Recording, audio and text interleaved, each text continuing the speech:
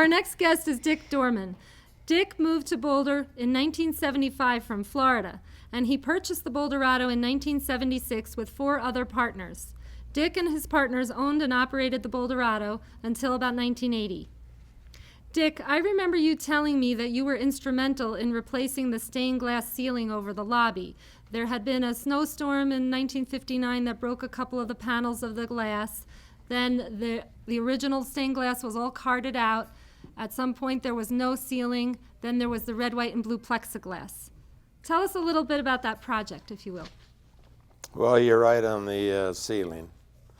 It was plexiglass, just white with, actually everything came down, the leaves looked ugly, and we hired a lady, a very nice lady and her husband, to redo the whole ceiling. And we gave them a room, this before we made the mezzanine. And we gave them 2 rooms, she and her husband. One room to make stained glass, and the other room if they wanted to spend the night, because they worked long and hard, to stay there. And it took about, 8 months or Wow. 9 months to do it. It's a beauty indeed. But it's, I'm proud of it. And everybody else is, I think. That's right.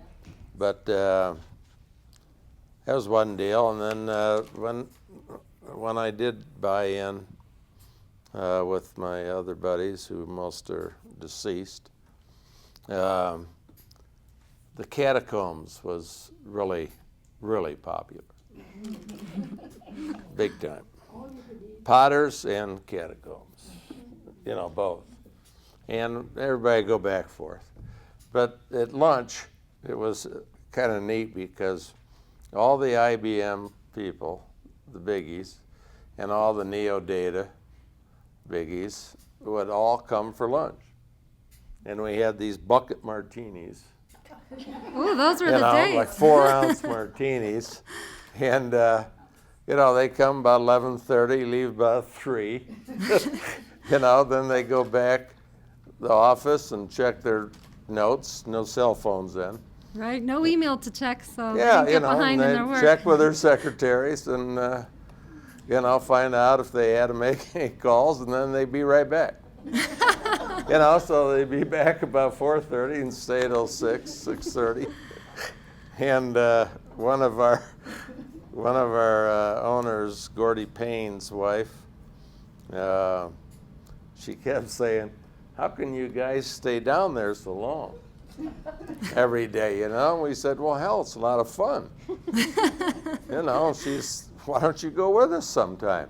She said, "All right, I'll go tomorrow." So we got here about 12, left at 9. She said, "Now I know why you have a lot of fun down here." She said. So that, then one other thing,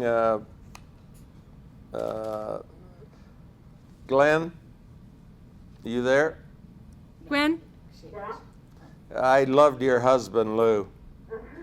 He's the one who made me buy the hotel. He was one of the first people I met in Boulder when I moved here, and God love him. We had a lot of fun together. So my time is probably up, but one more thing, please. Absolutely. There was a man named Mr. Lowry, and nicknamed Shuffles. And he was a pistol. He was old. When I bought it, he was 100-some years old. And he rented a room up first floor before we made the mezzanine. And we found out his only income was the Spanish-American War veteran. And so we decided to give him his room, maid service daily, and all the food and whatever he wanted free.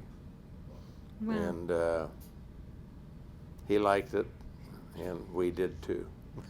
Nice. And he was apparently a Boulder icon because we have an alley named after Mr. Lowry, Yeah, Lowry he Lane, used to as go- we do for Virginia Patterson. He'd go outside. He'd go outside once in a while, and windy it gets in Boulder, and and all of a sudden the wind come up, he grabbed the parking meters, and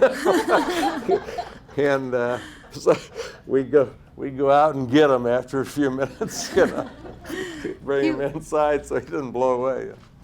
But I loved being a part of the hotel, and glad I did a teeny bit to do it, but the king on my left over here, Mr. Day, he really did the job. Thank you so much.